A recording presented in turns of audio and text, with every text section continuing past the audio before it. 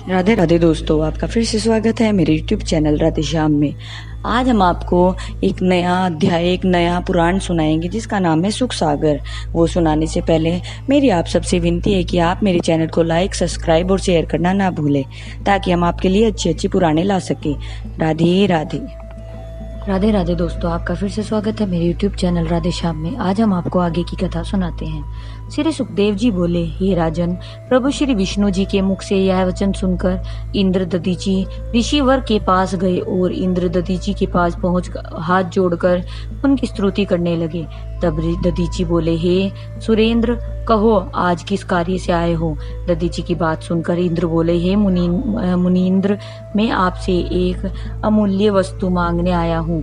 आपके पास आने में मेरा चित्त प्रसन्न नहीं होता था, परंतु एक गुरुतर कार्य मुझे यहाँ आपके पास ले आया है, लेकिन मैं मन में अब भी मांगू या नहीं यह सोच रहा हूँ। इंद्र की बात सुनकर दधीची बोले, हे सुरेंद्र, शास्त्रों में लिखा है, जो प्राणी गुरुतर कार्य आने पर शुद्ध चित्त से किसी के पास कुछ मांगने के लिए जाता है तो वह जगत में अपयश लेकर अंत में नरक का भागी बनता है।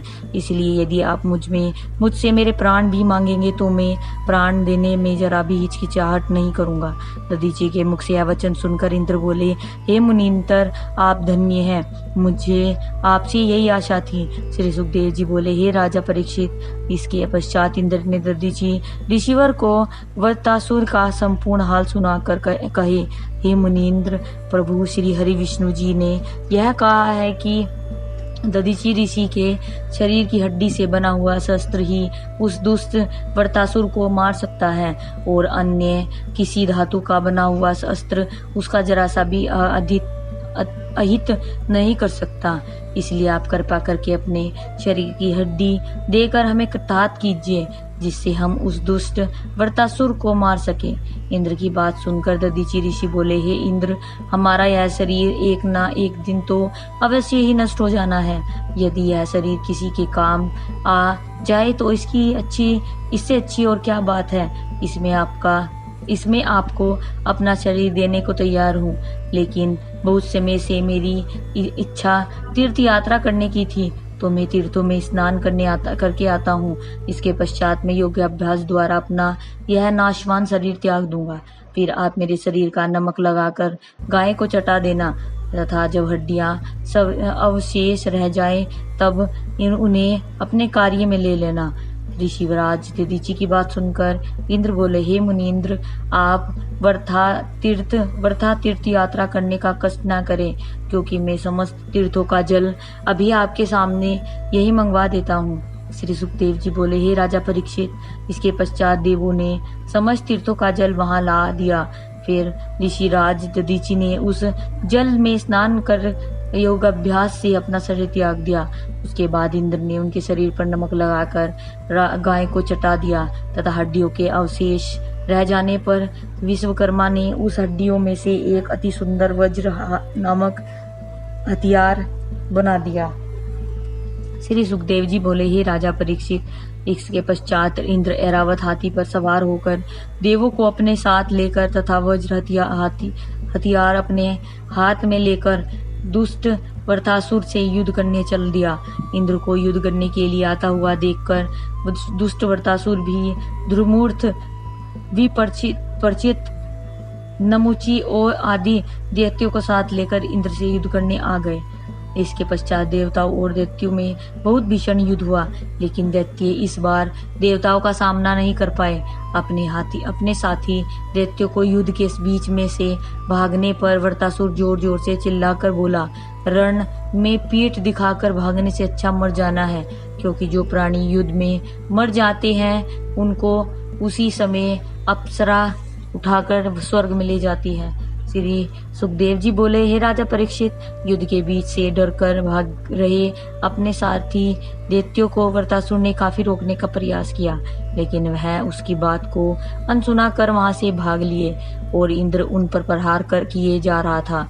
यह सब देख वृत्तासुर जोर से चिल्लाकर बोला, हे इंद्र, युद्ध के बीच से भागते हुए दैत्यों को मारना तुझे शोभा नहीं देता। यदि तुझे युद्ध करना है तो आ मुझसे युद्ध कर। यह कहकर जैसे ही वृत्तासुर ने जोर से गर्जना की, तभी अनेक देव ये भयभीत होकर गिर पड़े। उन गिरे हुए देवों को बहुत तुष्ट वृत्तासुर रोंदने लगा तो देवताओं के त्राही त्राही शब्द से समस्त दिशाएं पूरित हो गई। यह सब देखकर इंद्र ने क्रोध में भरकर दुष्ट वृत्तासुर पर अपनी गदा फेंक कर मारी, लेकिन वृत्तासुर के बीच मार्ग में ही उस गदा को पकड़कर उसे ऐरावत हाथी पर मार दिया। उसका प्रहार इतना तीव्र था कि ऐरावत हाथी 60 पग पीछे हट गया। फिर इंद्र क्रोध में आकर अपना वज्र हाथ में लेकर वृत्तासुर के सम्मुख आया तो दुष्ट वृत्तासुर हंसकर बोला, हे इंद्र, आज का दिन सर्वश्रेष्ठ है कि जो अपने पुरोहित मेरे भाई को मारने वाला आज मेरे सम्मुख खड़ा है। आज तो या तो मैं तुझे मारकर अपने भाई की मृत्यु का बदला ले लूंगा, अथवा मैं तेरे हाथ से मरकर वैकुंठ में को चला जाऊंगा। हे सुरेंद्र, तुझ जैसे देशद्रोही को मारकर मुझे जगत में यश की प्राप्ति नहीं होगी, क्योंकि तेरे जैसे अधर्मी को मारकर अपयश के अलावा कुछ नहीं मिलेगा। इसलिए मेरी वैकुंठनाथ से यही विनती है कि इस युद्ध में तेरे हाथ से मरकर सीधा वैकुंठ में चला जाऊं।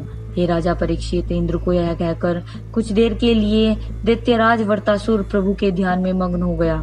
श्री सुखदेव जी बोले, हे राजा परीक्षित, तब क्रोध में आकर इंद्र ने दैत्यराज वृत्तासुर को वज्र से दाहिनी भुजा काट दी। अपनी भुजा कट जाने पर वृत्तासुर ने त्रिशूल लेकर इंद्र पर जैसे ही प्रहार किया, त्यों ही इंद्र ने हाथ से छूटकर वज्र पृथ्वी पर गिर पड़ा। वज्र के पृथ्वी पर गिर जाने से इंद्र भय से भयभीत होकर कांपने लगा। श्री सुखदेव जी बोले, हे राजा परीक्षित, दैत्यराज वृत्तासुर यदि चाहता तो उस समय इंद्र को बांध सकता था, लेकिन वह धर्मात्मा बोला, हे सुरेंद्र सूरवीर, बिना हथियार वाले शत्रु से नहीं लड़ा सकते, इसलिए भय को छोड़कर अपना वज्र पृथ्वी पर से उठा ले। मैं तुझ पर कोई वार नहीं करूंगा, क्योंकि तुझे मार कर तो मुझे केवल स्वर्ग का ही राज्य मिलेगा, लेकिन तेरे हाथ से मरकर मैं वैकुंठ को में जाकर सदैव के लिए सुख पाऊंगा। दैत्यराज वृत्तासुर के मुख से यह वचन सुनकर इंद्र बोले, हे दैत्यराज, आप धन्य हैं। दैत्यराज वृत्तासुर से यह कहकर इंद्र ने पृथ्वी से अपना गिरा हुआ वज्र उठा लिया। फिर इंद्र ने वज्र से प्रहार कर दैत्यराज की बाईं भुजा काट डाली। हे राजा परीक्षित, दोनों भुजा कट जाने पर वह घायल दैत्यराज विकराल मुख करके इंद्र को निगलने के लिए उसकी ओर बढ़ा तो दैत्यराज वृत्तासुर को अपनी ओर आता देखकर इंद्र ने वज्र से उसके सिर पर प्रहार किया।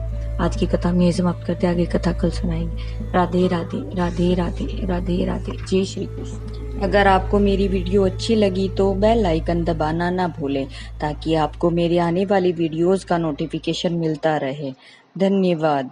ओम नमः शिवाय।